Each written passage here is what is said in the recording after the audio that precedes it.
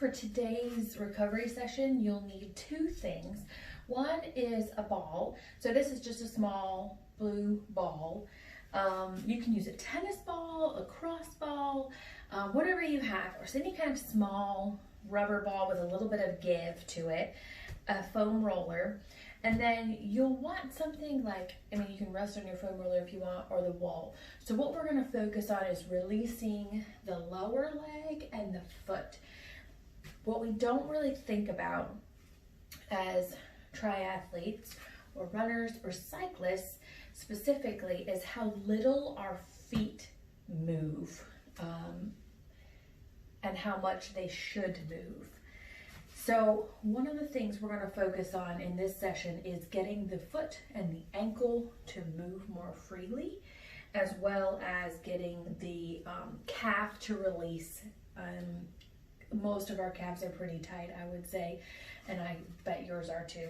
So we're going to start with some calf stretches. So I'm going to set this ball down here for now. And what we're going to do is I'm going to hold on to my foam roller for just a little extra stability. And we're going to step back and push the heel down into the floor as hard as I can with my back leg straight and my front knee bent. Chest up, so we're not rounded, we're not coming forward, but we're pushing that heel down to stretch the calf as much as possible. So what we're going to start with is just some stretches here for the calf. So you'll hold this one until you start to feel it release just a little bit, and it may or may not release. You might feel like you're just really tight. So then you'll bend the knee, the back knee, and what that does is it takes it from the gastroc to the soleus muscle. So bend the back knee, come down into that stretch and hold here. Don't hold your breath, even though it might be a little bit tender or sore. And then come back up, straighten the knee, step together. We're going to switch legs, so step back with the other one. Again, press the heel down as hard as you can into the floor. Breathe, breathe, breathe, breathe. It should feel pretty good.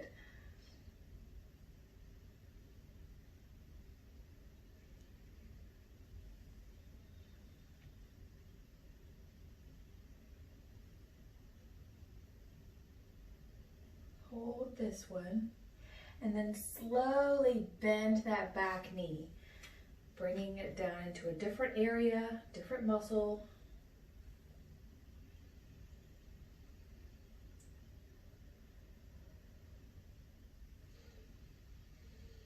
And breathe.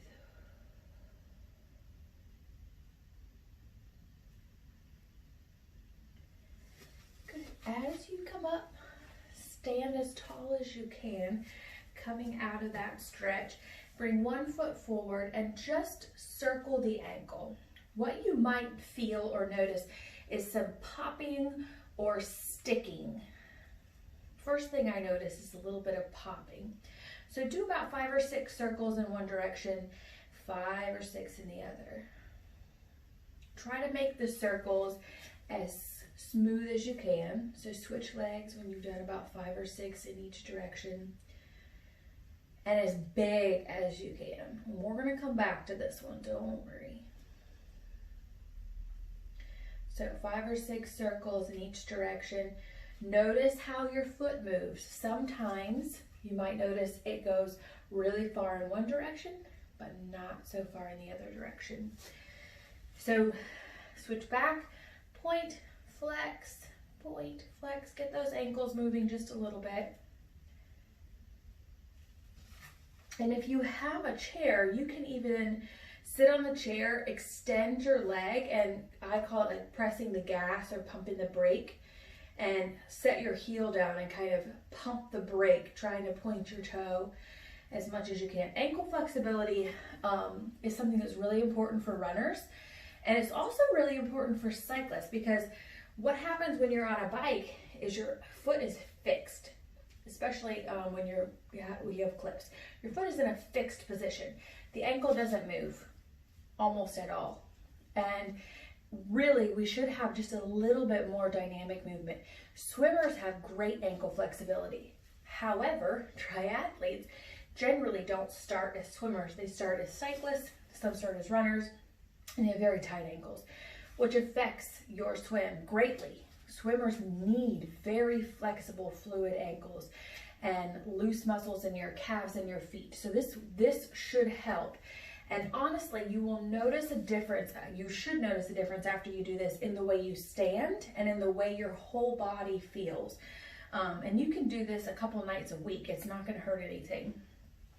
So what I'm going to do now is I'm going to come into like a down dog position. I'm going to slide these devices over here, and I'm going to come into a down dog. So all I'm going to do is fold forward, walk my hands out. It's a little more awkward for me now with my beach ball belly. But what I'm going to do is bicycle my legs kind of like this, where I bring one knee forward and push the other heel back. And just breathe, breathe, breathe, breathe, breathe. Stretching those calves, stretching the hamstrings too. Really pushing the heels down.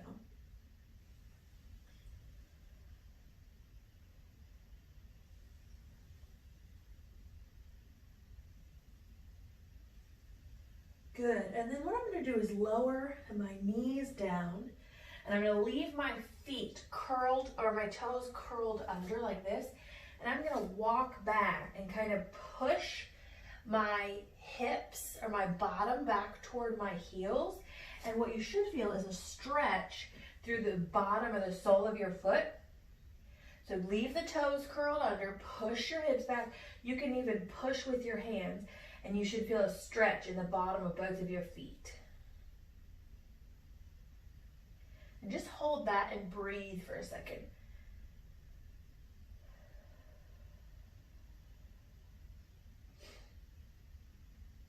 And then you're going to lift up, flatten your feet so that the tops of your feet are on the ground. And you're going to sit back again with your hips or your bottom coming over your heels and trying to push your ankles so that they are flat on the floor. Most of you will find that there's a little bit of space. Some of you won't. Fortunately, I started my triathlon journey primarily swimming, so my ankles are pretty flexible, but most people's are pretty tight. But here's the deal. If you have tight ankles, they do not get looser as we get older. They get tighter no matter what we do. Even if we stretch, they get a little bit tighter. And eventually, if they get tight enough, you lose your ability to climb stairs. So thinking about that, it's really important to stretch the lower leg, to stretch the foot and the ankle. Keep it as flexible and fluid as possible. Good, let's come back to that last one. So I'm gonna walk my hands forward, curl my toes under again, and push back again, stretching the bottoms of my feet. And I'm gonna walk my hands back, come into this a little further. If you have plantar fasciitis, this is gonna be painful. So go easy on yourself, be kind. Good, I'm gonna take my hands forward again and lift up. And I'm gonna come back into that down dog position here. And I'm gonna do the same thing where I'm gonna bicycle. Heels down one at a time.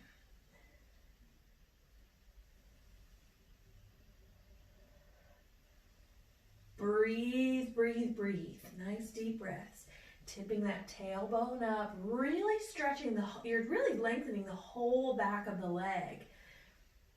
Should feel a little different this time.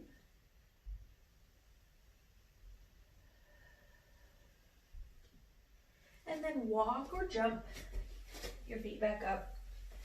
I can't jump my feet back up right now. So we're gonna do a little bit more standing.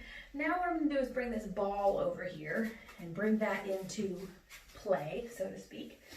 And what I'm gonna do is start on my right foot. And again, use what you have. It doesn't have to be some fancy schmancy ball. You can use what you have around the house. Most people have a tennis ball laying around, even if it's a dog tennis ball.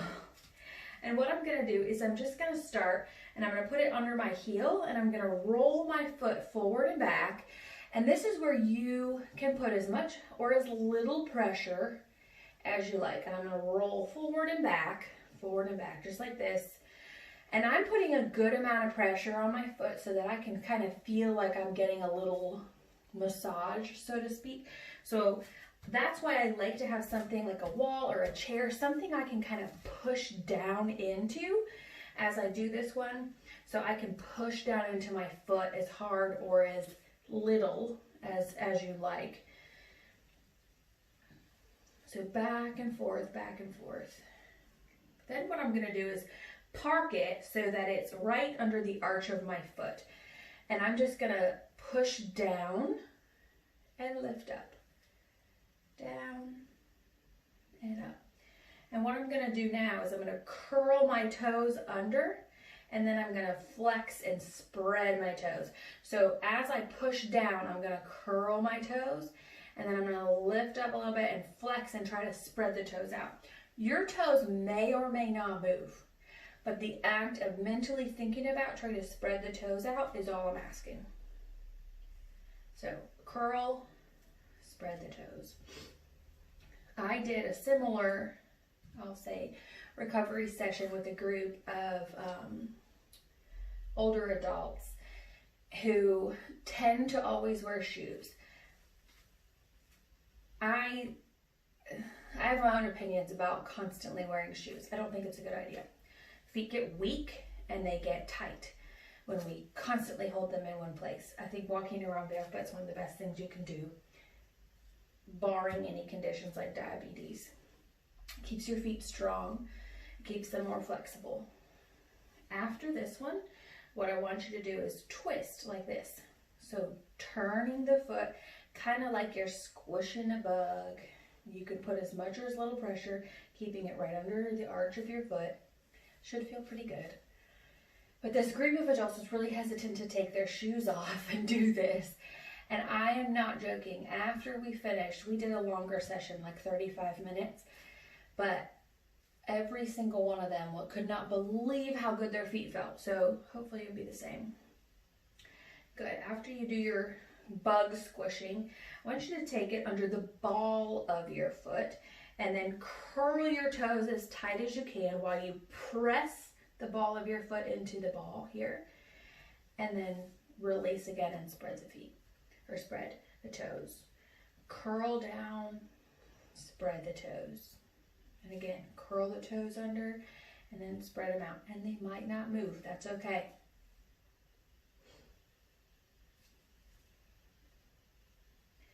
Good, and then do a couple full rolls here.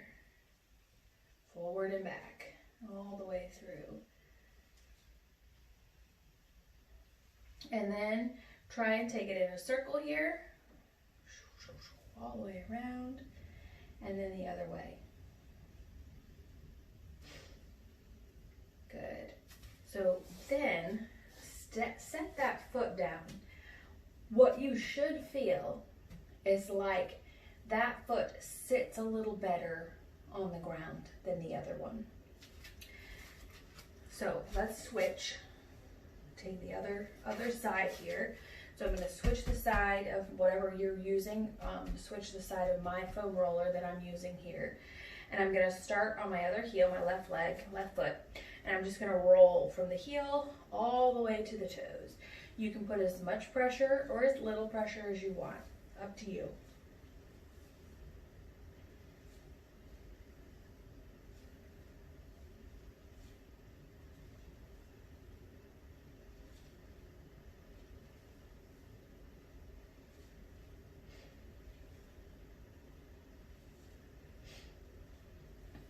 Good, and we're going to park it again on the arch of your foot. So where your foot arches, that's where I want you to stop there.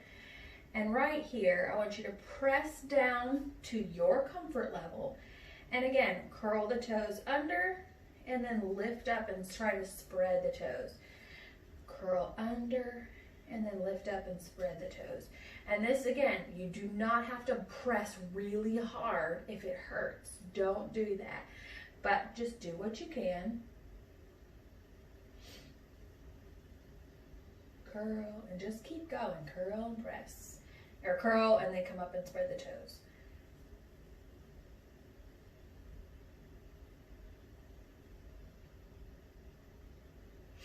Good. And then here, like we did before, squish the bug, kind of grind them into the ground. Side to side, kind of twisting, rotating here.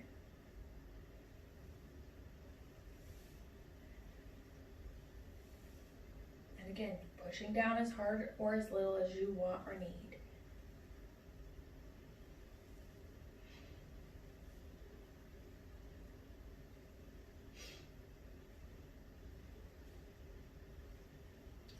Good. Take it in on the ball of your foot.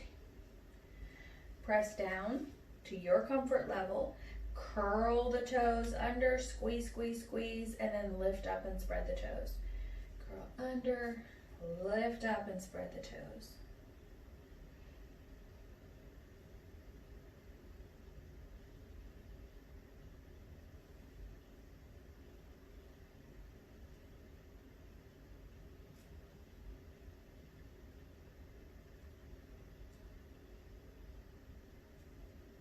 Good.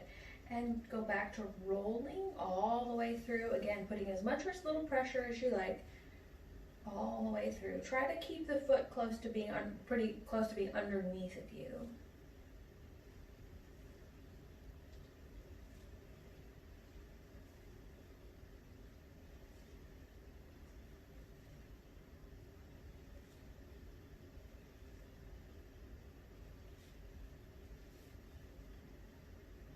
And then send your ball off to the side, step down, and you should feel like your feet just have more room to spread out on the floor. They should feel like you are more grounded in the floor. It should feel really good. So now we're gonna move onto our mats and do a little release with the calf muscles. You can use this foam roller or you can use a handheld foam roller. I don't have mine out right now, but you can. You can even take that, whatever ball you just used, if you find a really sore spot, and use that.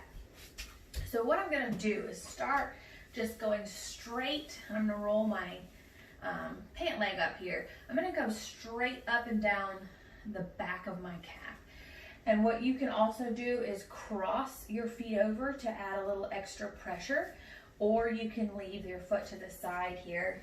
But for the sake of you being able to see, I'm going to just show you what I'm going to do here and just roll up and down the back of the calf. Straight up, straight down. Just kind of taking big rolls here. And then I'm going to stop and I'm going to take some smaller ones. Roll gently all the way down. And finally, I'm going to turn to the side here. So I'm going to start down just above my ankle and I'm going to turn my leg inward. And I'm going to do very small rolls all the way up toward the back of my knee. And so what we're going to aim to get here is just this inner portion of the calf. Small, small, small.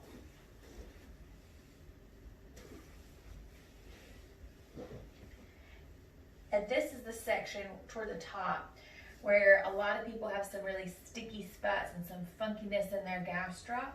And believe it or not, some of the referred pain from that can actually develop on the outside here or even up all the way into the glute. Because what we don't realize is that we compensate for that. Our body just does it automatically. You don't even have to think about it. So our gait changes, not a good thing. So we release this part of the calf here. And then I'm going to turn even more. So I'm going to turn all the way to the side. So instead of getting this back portion, I'm going to go all the way to the side and get this kind of inner portion now. And I'm going to roll all the way back down. And this might be very tender for some of you, especially runners. and or avid walkers. Might be very tender. If it is, then you know you need it. So be gentle with your body, be patient, but don't stop just because it hurts a little bit. It should be a hurt so good, not a hurt I can't do this anymore. And very gently rolling all the way back down toward the ankle. Great. Now, turning the other way, we're going to get this back portion of the outside of this right calf here. So not fully to the side, but kind of this back, still that meaty portion of the calf. So I'm going to start right above my ankle here, and I'm going to roll gently all the way up. And again, if you need more pressure, you can cross the legs. I'm just, for the sake of showing what we're doing, going to not cross mine. And gently push down, rolling all the way up toward the back of your knee.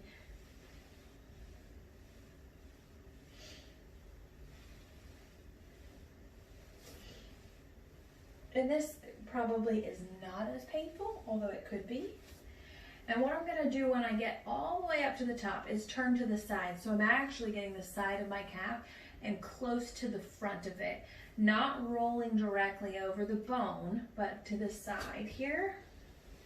And I'm just going to come up and I'm going to go all the way back down toward the ankle.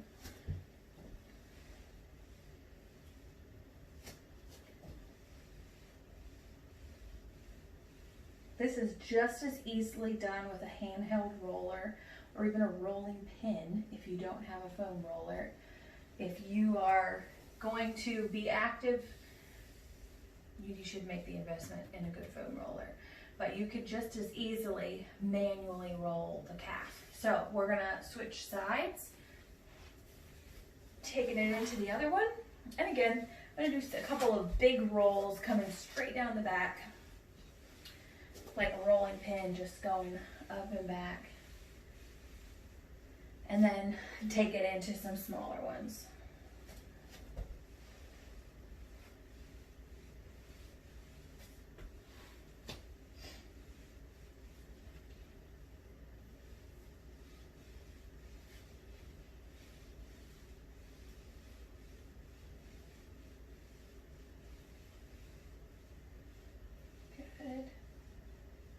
And then I'm going to start at the top of my ankle here, and I'm going to turn, and this time we're going to go for the inside, that meaty portion again. We're going to turn inward, and we're going to get this meaty portion here, coming up just to the where the knee begins.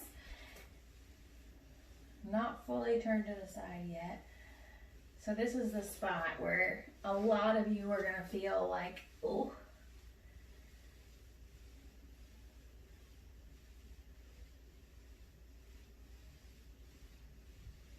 hit some uncomfortable places. Go turn all the way to the side. Once you get all the way up there, turn all the way to the side and start to roll back down toward the ankle, getting this inside portion more toward the front, still not going over the bone here.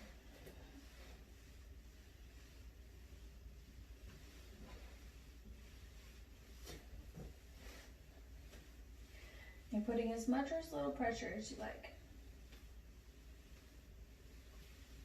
Good. And then turn to the outside. So still staying in the back toward this portion here. We're not coming to the front yet. Just a slight turn. And I'm going to roll all the way back down in one direction.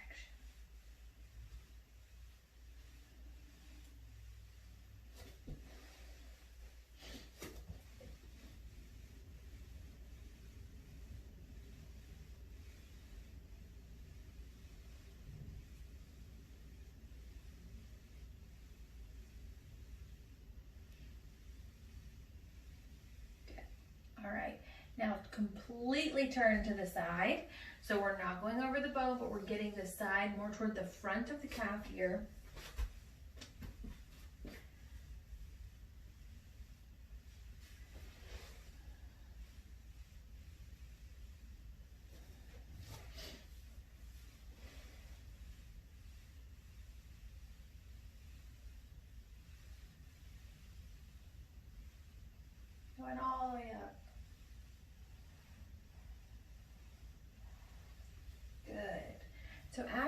finish that one,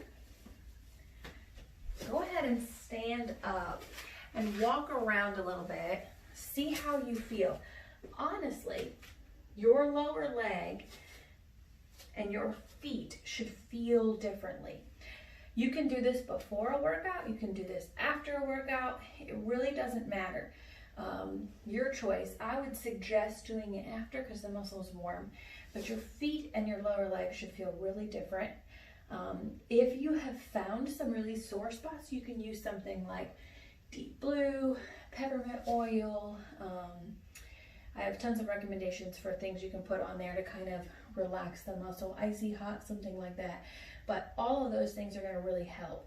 So hopefully your feet feel really good, your lower legs feel really good. And again, do this as many times as you want and ask questions if you have them.